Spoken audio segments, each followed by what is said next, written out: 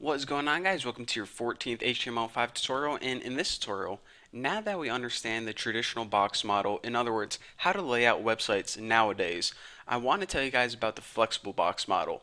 Now, the flexible box model is the future of web design. I'm telling you guys, and I'm not just saying that like, oh, look at the iPhone, it's the future of cell phones. No, this is literally the future of web design. This technology isn't even out yet. Browsers are still implementing this, and it's probably going to be official in about a year or two. So once it becomes official, then you guys are going to be at the front of the pack for web designers. And wait till you guys see it. It makes you have easily flexible websites and epic, amazing layouts. So let's go ahead and jump right into it. It's really easy to see visually in instead of me trying to explain what everything is, I'll just go ahead and show you guys. So what I did is I went and cleared out everything in our main CSS, and the only thing I have left in our main template is I left all of those IDs just because we can use them to reference our div tags still, and I didn't want to write them over.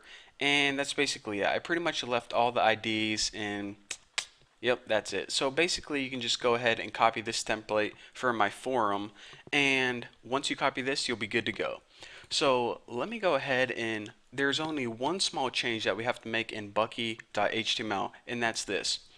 We have our body, and then basically all of our body is wrapped in this huge div tag called big wrapper.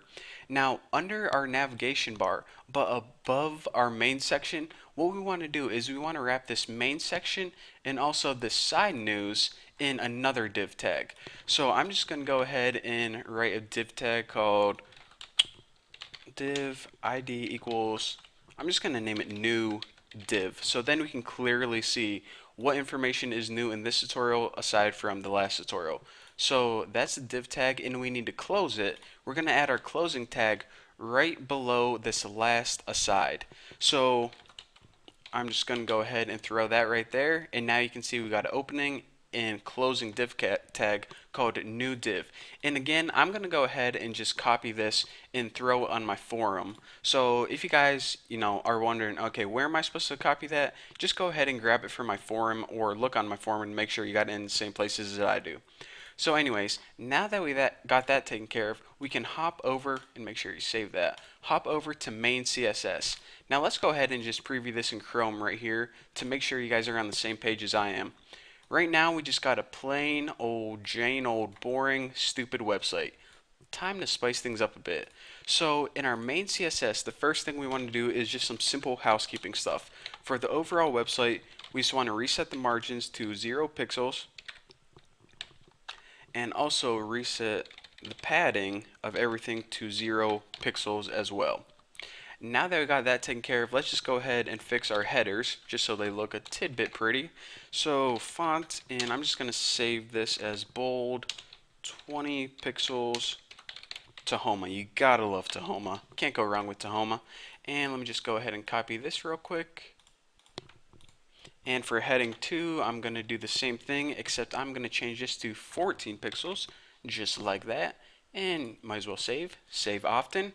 Now, if I can remember my mnemonic device, header, section, footer, let's see, aside, nav, I think it is, article, wow, I messed up article again, and H group. Now let me see if I got that right. I think I said Harry, Sally, Freddie, and Ned ate hens. I think that was it. I knew that would come in handy sooner or later. So now what I want to do here is display all of these as a block, which pretty much means by default all of these things are going to be positioned one under each other, and we need to specify that because basically for browsers that don't recognize these elements yet, and just for compatibility across all browsers. So I talked about that last time, so let's go ahead and move right onto the body. Now the body, what we need to do is we need to change a couple things. The very first thing we need to do is specify the width. Now the width of the body needs to be 100%. And you're saying, Bucky, by default, isn't it 100%?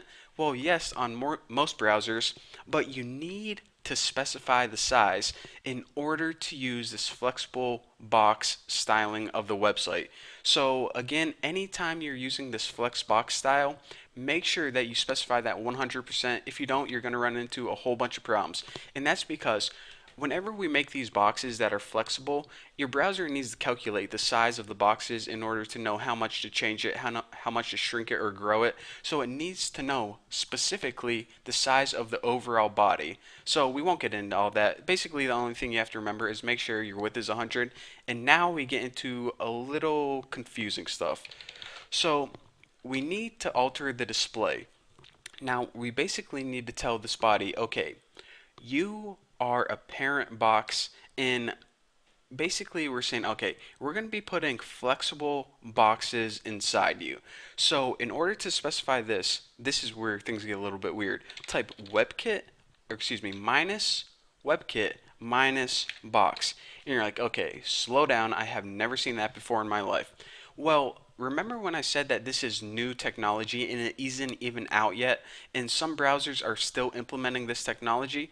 Well, it's true, and that's why you need to use this WebKit.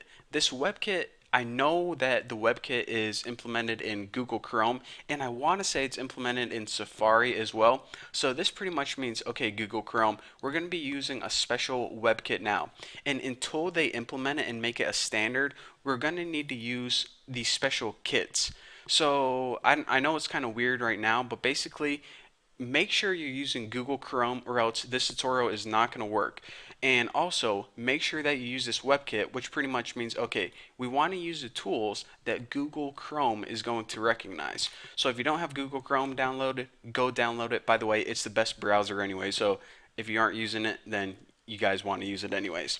So basically what we're doing with this display is saying, okay, body, you're going to be holding a bunch of flexible boxes in it. Now, another thing that we want to use from the WebKit is a property called WebKit Box Pack. Now, WebKit Box Pack is basically saying, okay, how do we want the boxes inside this to be packed together? And we pretty much want to just say center, which pretty much means center align the boxes. Now, the property more specifically, since I might as well tell you guys in details, say you have a website that's 1,000 pixels wide. However, you only have two boxes in there that may be 300 pixels wide each. So you have a bunch of space left over. So what you're saying is, okay, when the website is bigger than the contents inside, just go ahead and center those contents. So essentially what we're doing is we're centering the one child that this body has, and since this body has one div, it's going to center the website. So basically this line right here is a weird way of centering the website. In other words, centering the children, which basically, like I said, centers the website. So now that we got all that confusing stuff taken care of, we got a lot of other stuff to tackle. But trust me, guys, it is definitely worth it. And you definitely don't want to miss these next 2 or 3 tutorials because it's going to change your whole view of web development and it's going to make your life a whole lot easier. So anyways, for now, thank you guys for watching. Don't forget to subscribe and I'll see you guys in the next video.